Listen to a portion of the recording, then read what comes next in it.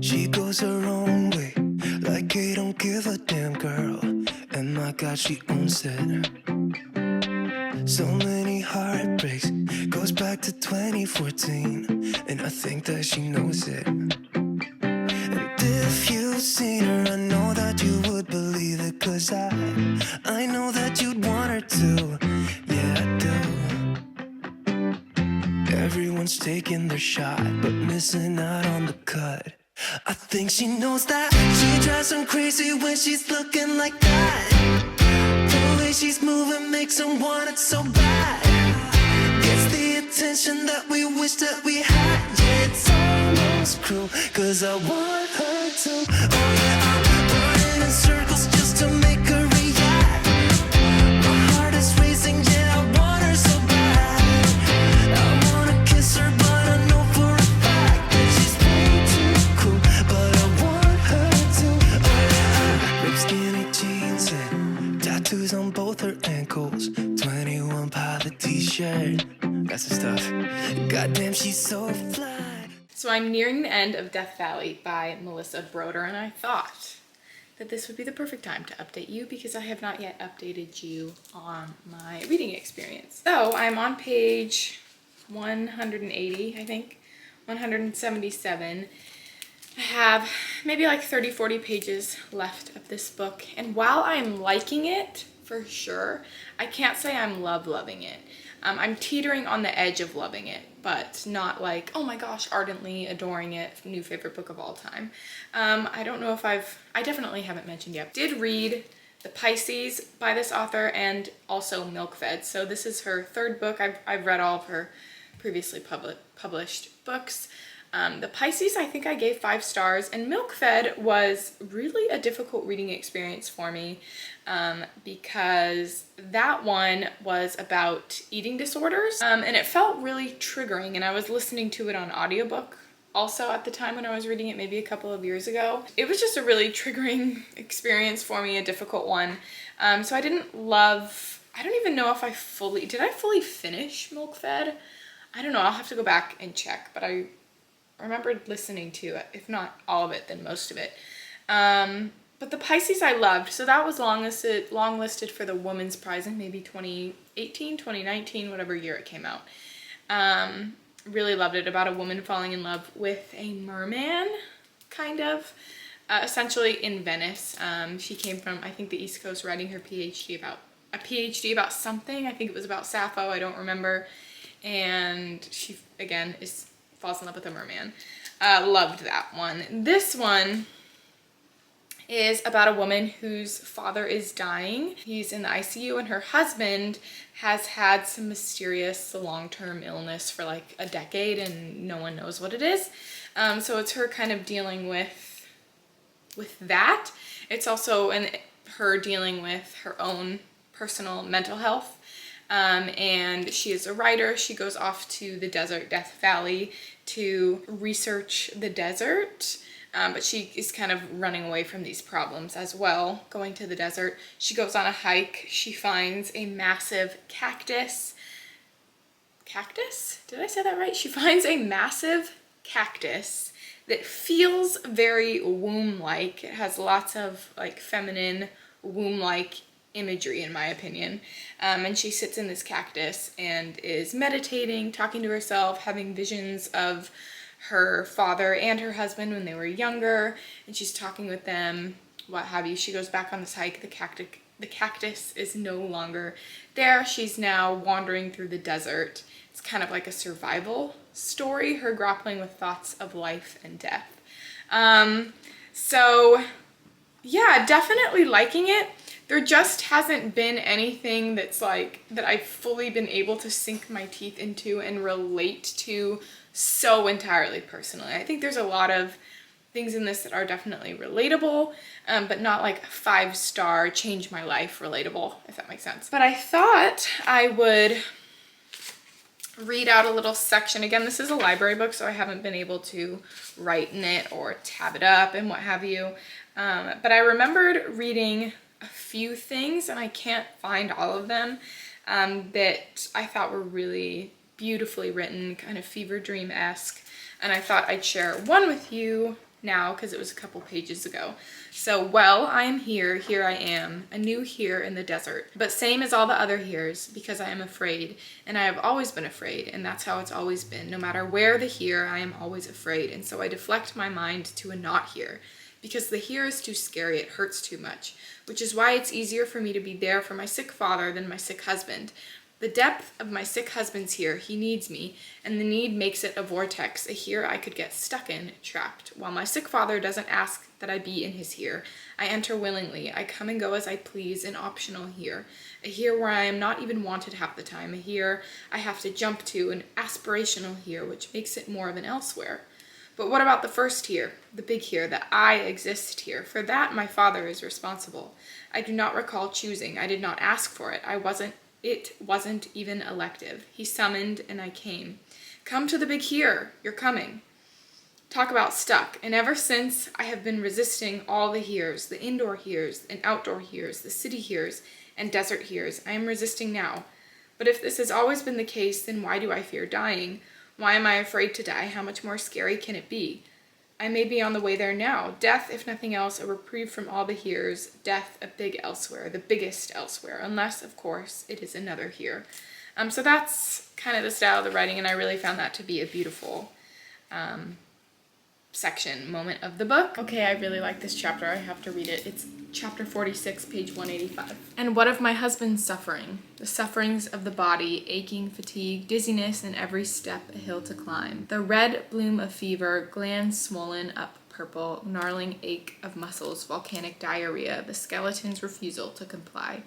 The sufferings of the mind, isolation, grief, the destruction of a life, fear of being left behind, the past, a ghost town, the future, terror of unknown terrors, the present, a why. Never once do I recall him behaving unkindly to me. Never once can I think of him snapping. There were the moans and sighs and whines and complaints which felt at times directed at me. This is what everything feels like when you take everything personally. But they were not directed at me. He never took it out on me, never unkind. How did he manage this? Different people have different constitutions, I suppose. But he's not so easygoing. He has anger and a temper, yelling at traffic, hating doctors, pissed at the weather, his body, his lot. Never did he withdraw from me either. How did he remain so present when his illness had him buried, when there was no light? It is miraculous what he has done in illness. What he has done is miraculous. If he were here with me now, I would tell him, I would say, you are miraculous. Miraculous what you have done with love, alone in your own desert, not alone, but feeling alone, because you were with me, and I did not understand, however much I would have wanted to, however much I tried. I could not understand until I understood, and will forget again if I make it out of here alive. Not alone, but all the while between us a great divide. How did you do it? How did you stay kind? I'm crying. I'm literally crying. So we have finished Death Valley, and I haven't put it into Goodreads yet, but I feel like instinctually I want to give this book 4 stars, even though, I mean, star rating is so weird. Like, it really could be anything, but instinctually I'm giving it 4 stars. I don't feel like this is going to be a book that I think about too often. But then again, I guess only the future, only time will tell. But I don't think that this is going to be a book that I think about too often, and it really is the type of book, or it does seem like the type of book that would really be dependent upon its themes and imagery lasting with you and sitting with you for a while for it to be wildly successful. Personally, I don't know if that came out correctly, but I'm going with it. I do really love books like this. Books like this really just generally always do it for me, which is why it gets a 4 stars. This is like reading in my comfort zone, I feel like, especially for modern contemporary fiction. I love the disaster woman narrative. I do really like her writing style. I think she's really funny. I always love dry, sarcastic, self-deprecating, dark humor in literature and just in general, but especially in literature. It just really works for me. I laughed out loud a couple of times while reading this. I don't feel like, for me personally, all of the imagery and metaphor and light magical realism elements really worked for me personally. It felt a little bit disjointed from the narrative, although I do see its point and what have you. I just don't know if this fully worked for me personally, which again is why it's like 4 stars and something that I don't necessarily feel like I'm gonna think about too often in my life, but I am really glad that I read it, and I do really like Melissa Broder. The next book that I'm going to pick up is The Guest by Emma Cline, which, I'm sorry, but this really does win for one of the best book covers in my opinion. I love it when book jackets have like 2 or 3 colors and they really go with it. So like black, white, gray, and like one color, or just black and white. I really love it when they do like black and white and hot pink, or black and white and red. I think that looks really good, or black and white and green, or black and white and blue, or whatever. But this electric green and a nice blue, I think this looks great. Yeah, I don't exactly know what this one is about. I think it's about a millennial woman on the East Coast, and she's kind of like couch surfing a little bit. Not entirely sure. I've never read anything from Emma Cline. I know she wrote The Girls, which again, like I said, I haven't read, but it was kind of about a cult. And yeah, her books don't get like super high ratings on Goodreads. They have low-ish average ratings on Goodreads. But my friend in real life really liked this and was telling me to pick it up, so I'm excited to pick it up. How to write a good song, at least better than this. 'Cause if you've seen her, I know that you would believe it. 'Cause I know that you'd want her to. Yeah, I do. Come on and give it a shot, but you'll be missing the cut. I think she knows that. She drives him crazy when she's looking like that. The way she's moving makes him want it so bad. Gets the attention that we wish that we had. Okay, so I will admit, I messed up and I've read quite a bit since I've last updated you. So I have finished, I don't think I updated you at all while reading this book, but I started and finished The Guest by Emma Cline, and I ended up giving this 4 stars, and I really liked it. When I started this book, I thought that it was about this girl, our main character, whose name is Alex, who was on the East Coast, and she was spending the summer kind of like couch surfing, thinking about life and her place in life, yada, yada, yada. Woman thinking about her life, kind of a vibe. That's what I thought that this book was going to be like. When I started reading it, I got the vibe that our main character was potentially, it was very unnamed, it was super ambiguous, but potentially, I wasn't sure if she was like a hooker or a prostitute or what have you, but again, nothing was named, labeled. It was an incredibly ambiguous novel.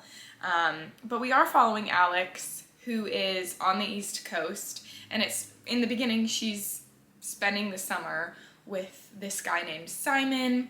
She describes him as the guy that she's been staying with recently.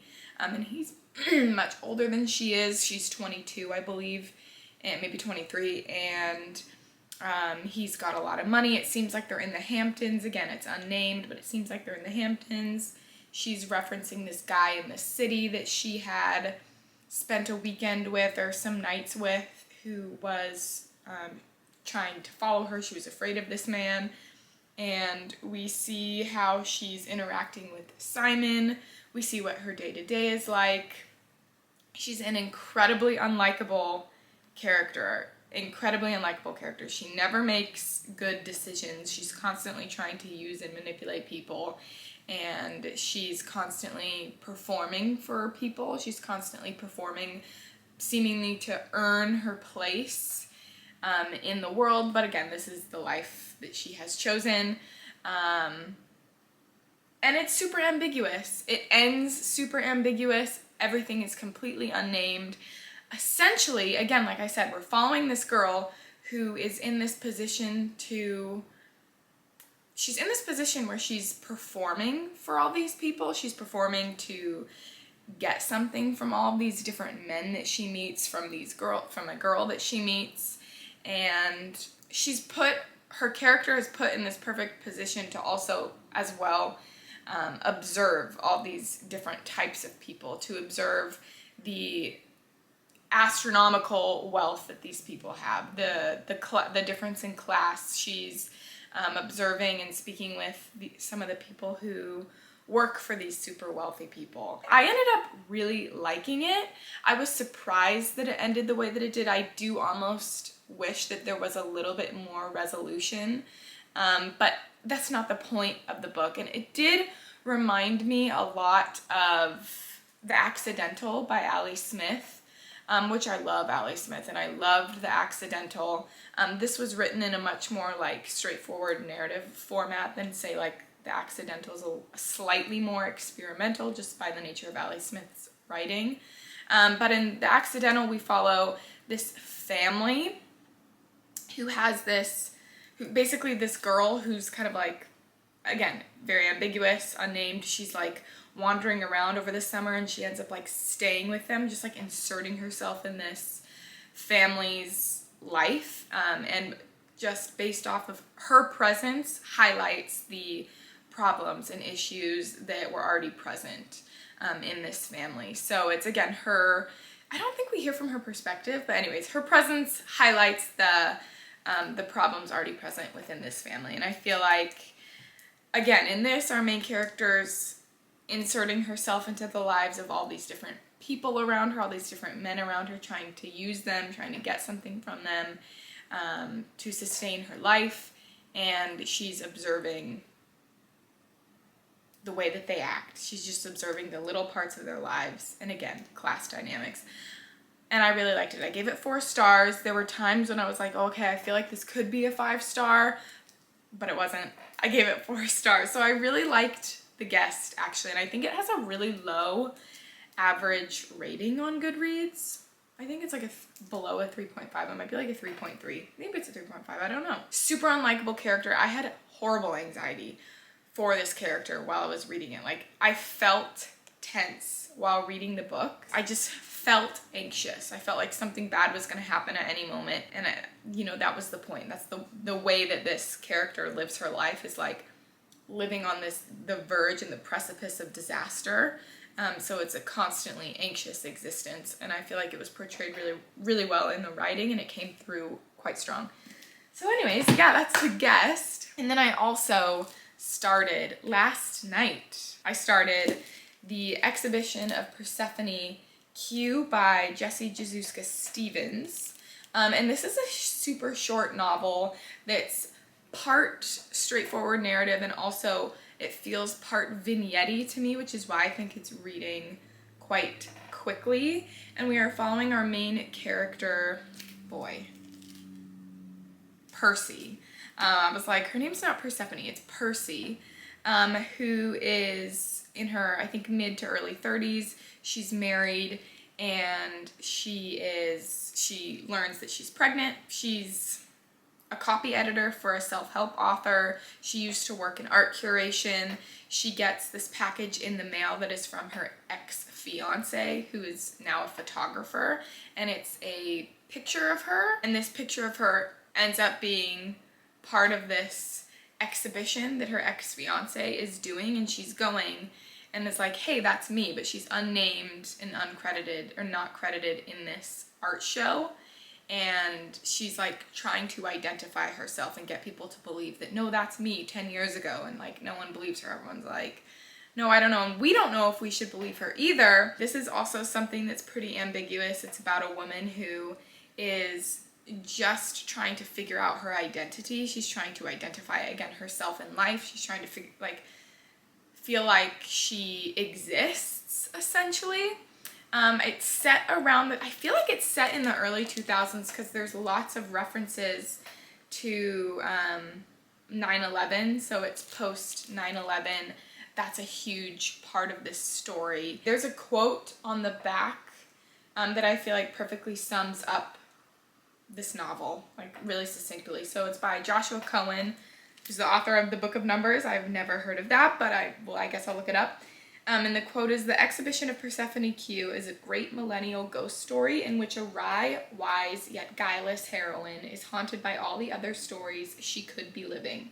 Jessie Jazuska Stevens is the Muriel Spark of 21st century New York. So she's reminiscing on her past that she had with this photographer who was her ex-fiance, kind of what happened there. She feels like she hasn't accomplished anything in her life. She's thinking about the women that she worked with when she was working in art curation and how they had all these goals for their lives. She meets one of them. She believes they ended up accomplishing them, and she's comparing where she's at. And again, she's pregnant, so she's becoming a vessel for literally another spirit, another life. She's seeing a psychic, and she feels like she has disappeared herself, and she hasn't validated her existence. So it's interesting. I don't love it. I feel very put at a distance from the writing. I don't feel embedded in it by any means, but it does. The prose are beautiful. So it's one of those that feels and reads very dreamlike and poetic, but also I'm very distanced as a reader. So I don't love it. I'm feeling like it's a 3-star vibe. We'll see what happens. But that is the Exhibition of Pranie Q. I have about 100 pages of it left. Again, it's super short. It's almost cruel, 'cause I want her to. Oh yeah, I'm running in circles just to make her react. My heart is racing, yeah, I want her so bad. I wanna kiss her, but I know for a fact that she's way too cool. But I want her to. Oh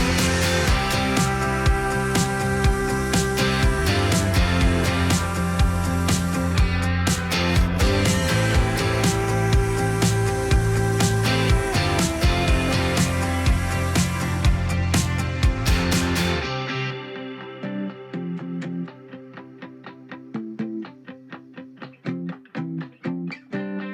Everyone's taking their shot, showing all that they got, but they'll be missing the cut. Okay, so I finished the Exhibition of Pranie Q by Jessie Jazuska Stevens. I already dropped it back off at the library, and since then I picked up, and when I went to the library and dropped off all the books, I picked up these 3, which I'll tell you about in a second, but I finished the Exhibition of Pranie Q. On Goodreads will give it 3 stars. It really instinctually feels more like a 2 or a 2.5. Probably like a 2.5. I don't know. You can't give half stars on Goodreads. It's a 2.5. Okay, there you go. I feel like I don't really have anything else to add to what I said earlier. It read a little bit pretentious in my opinion. It really was about this woman, Percy, who was married, she's pregnant, she just found out she was pregnant, she's thinking about her past lives, why don't you, what her place is in this world, what her life looks like. She's trying to validate her own life, validate her own existence, her purpose, and what have you. She's thinking about her past fiance that she had, the life and relationship potentially she could have had a little bit, and the husband that she has now. She's thinking about her mother,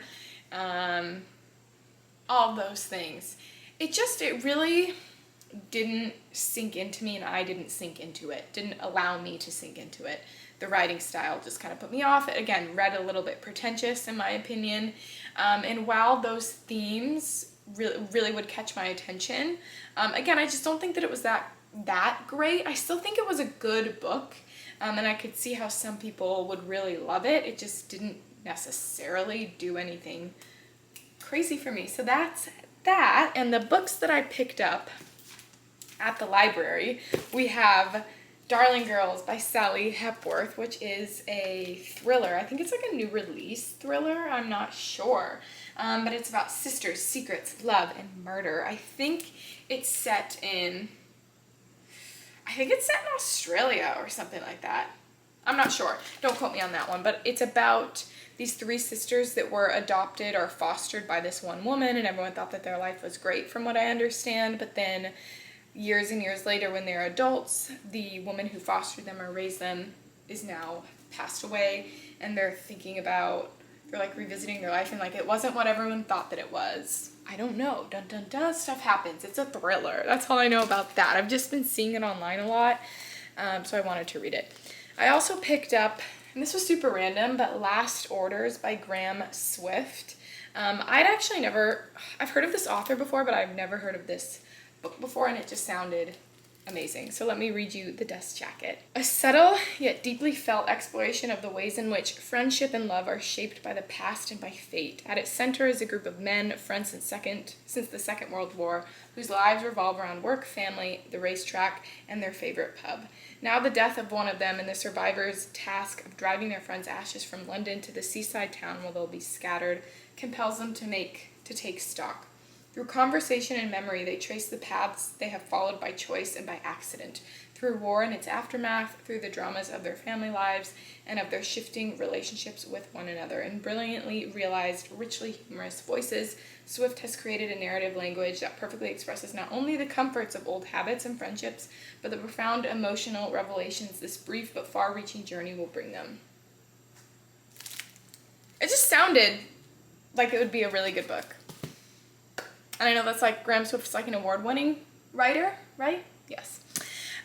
We have, last but not least, Eliza Clark's Penance, which I've been seeing everywhere and I just absolutely need to read. I think it's supposed to be like a scathing critique of our culture's obsession with true crime. I don't know. I did read Boy Parts by this author and I didn't love it, but I don't know. I still just really want to read this. I've heard great things. Set in a rundown seaside town on the Yorkshire coast, we follow teenage girls, or a 16-year-old Joan Wilson is, 16-year-old Joan Wilson is set on fire by 3 other schoolgirls. Nearly a decade after the horrifying murder, journalist Alex Z. Corelli has written the definitive account of the crime, drawn from hours of interviews with witnesses and family members. But how much of the story is true? So yeah, Penance. The next book I'm planning on picking up is My Husband by Maud Ventura. And I think I already said this before, but I'm genuinely obsessed with this cover. I'm sad I don't own it, but I could own it in the future. I don't know. Obsessed with this cover. Absolutely beautiful. The red and the blue, stunning. I've heard nothing but great things about this online, so I'm really excited to read it. And it's about a 40-year-old woman who is obsessed with her husband. Like, very obsessed with her husband. And I think she breaks down, like, every little, like, overanalyzes every little thing that he does and, like, what that means his opinion of her is, and it, like, completely ruins her day if he doesn't, I don't know, do what she wants or something like that. I'm not sure. Sounds interesting. I'm really excited to read it. I like that it's kind of short and it's beautiful. Oh, it's translated from the French, by the way, by Emma Ramadan. So yeah, cool. Fun to read some translated literature. So I've made it about 50 pages into My Husband by Maud Ventura, translated by Emma Ramadan. What do I think of this so far? I can't say I'm particularly impressed with this book thus far, and I'm actually struggling to see why it's like so low-key hyped. Because that's why I picked it up. I've been seeing it everywhere online. I have not heard a single negative review. Oh, you can't see it. Sorry, the window's open. I have not seen a single negative review of this book. And yeah, I mean, I don't necessarily have particularly negative feelings about it. I find it to be extremely lackluster. And I'm not particularly impressed. Right? And I had expectations going into it, so I don't know how much that necessarily colored it, or is coloring my opinion of it thus far, but basically, as I said in the beginning, it's about this woman, and all I knew going into it was, it's about this woman who's obsessed with her husband, like super obsessed with her husband, tracks all of his movements and every way he, does, like, any way he responds to her, or certain movements that he does, or like what he does throughout his day. She's like observing them in relation to her, like it's saying something about what he thinks about her, and she's just overthinking everything that he does in relation, like, to his opinion about her. So it is kind of about that, but not really. I mean, to me, so far, it really just seems like our main character doesn't necessarily have an identity, doesn't necessarily know what her identity is, and is extremely insecure, just in general. So yes, in terms, like in relation to her relationship with her husband, but it also seems like she doesn't necessarily like him that much. She doesn't seem like she necessarily likes anybody that much. She's just observing everybody's reaction to her, or like a reaction to her. Everybody's body language around her, and she's internalizing it, and she's copying what other people do. She only buys her clothing if she's seen someone else wear it, and she likes what they're wearing, and she asks what they're wearing, and she'll buy it. And she's a teacher, and she wants to wear the perfumes that her young students wear. She likes the way they smell. She wants to smell younger. She's observing manners. She read a book of manners that someone in her husband's family mentioned, so she bought it. She's trying to be someone she thinks that she should be, based off of all these puzzle piece interactions with people. So it just seems like this woman who is completely insecure, essentially, and just kind of dislikes herself and dislikes other people because she kind of dislikes herself a little bit. That's really what this book more so seems like. Though it is called My Husband, and everybody's reviews of it really do just kind of drive home the fact that this woman is just obsessed with her husband. So I don't know, it's like a 230 page book, or 200 something page book. So I'm 50 pages into it. We'll see what happens going forward. There's also been mentioning about like class as well. So she grew up with not a lot of money, and her husband's family just is wealthy. And so there was a reference to that. So maybe like she has some class insecurity, or just insecurity in general. She wants to be somebody that she's not. Again, unsure. But that's my take on My Husband so far. It seems kind of bland though. It seems kind of bland. Nothing necessarily shocking or deep or layered is happening so far, in my opinion. Yeah, and I really thought this would be like a scathing, psychologically deep book about obsession. And I guess maybe layered with obviously the insecurity element, but I thought that it would be more probing and a little bit deeper, a little bit darker, more atmospheric than it is. It just feels very bland to me, in my opinion, so far. I think she knows that she drives him crazy when she's looking like that. The way she's moving makes her want it so bad. Gets the attention that we wish that we had. Yeah, it's almost cruel, 'cause I want her to. Oh yeah, I'm running in circles just to make her react. My heart is racing, yeah, I want her so bad. I wanna kiss her, but I know for a fact that she's way too cool. But I want her to. I genuinely hate this book, which begs the question, why are you still reading it, Mackenzie? Why are you still reading it? You made it 109 pages in. There's like a little over 100 pages left, I guess. Oh my gosh, I hate this book so much. I hate it. I just feel like there's no depth to it. The main character is just annoying. Like, she's just so annoying. And I like annoying, unlikable characters if I feel like there's a point to it. And I feel like the writing is probing at something, which I feel like this thinks it's doing, but it's just not. It's just not at all. I don't feel like it has anything particularly interesting to say,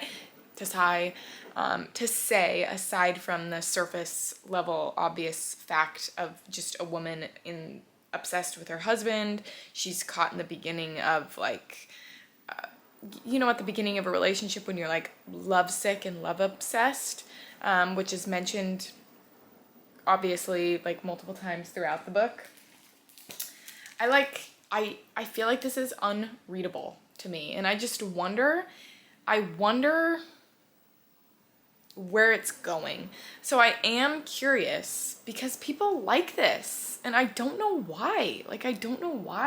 Where is this going?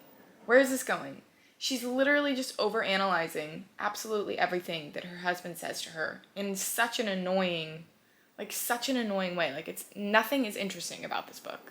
Absolutely nothing. I'm so sorry, but that is my update. So, it's been about 2 months since I finished My Husband by, totally forget the name of the author. Moving on. I needless to say, since then have returned it to the library. Okay, obviously, because it's been like 2 months. I totally forgot what I said about it last time I updated you. I believe it was somewhere along the lines of, I hate this book. This book is unreadable. I hate this book. Would you guess it? I hate this book. And you know what? Those opinions persisted till the end. It wasn't the worst book of all time. I gave it 2 stars. But it was sorely disappointing. It was sorely disappointing. I just recently mentioned it as one of my most disappointing books of this year in my mid-year book tag video. I just really don't have much more to say about it. I feel like it squandered its potential really at the base of it. I mean, there was so much potential for that book to be so psychologically probing, so poignant, so... I mean, that could have been such a good book. Such a good book, but it wasn't. It wasn't. Great idea, though. Great idea. It was super surface level. It didn't go in depth to anything, and I didn't get anything out of it. I was really pissed while I was reading that book. I really didn't like it. Yeah, the last chapter, spoiler alert, the last chapter we do hear from the husband's perspective. Which, you know, while I was reading it, I got to the last chapter and I'm like, wow, this is interesting. I wonder how this is gonna go. It was really, so it added that extra element of interest, but it was really more of the same.